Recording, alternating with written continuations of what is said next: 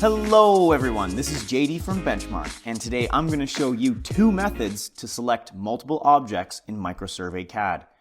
Now we're going to start on the main viewport, which should be the first thing you see when you open a project. In MicroSurvey CAD, and in fact in a lot of other programs, there are two ways to select groups of objects. If you click and drag left to right, you get the blue square, and if you click and drag right to left, you get the green square. Blue selects objects if and only if it completely surrounds them. Green selects objects if it overlaps any part of them. So what does this mean? For example, I'm going to select this building along with its labels.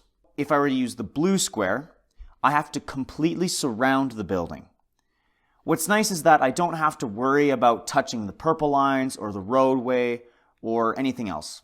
Though I did accidentally select this white plot border, but just gonna hit escape, and now let's try again with the green square. All I have to do is overlap these objects just a little bit. On the downside, I accidentally overlapped the roadway, so I'm just gonna hit escape to deselect them. And now I'm gonna try again. And that's about it. Please consider liking and subscribing, it really helps us out. And if you have any questions about this video or about any others on our YouTube channel, please give us a call at 1-888-286-3204 or visit us on our website at bench-mark.ca.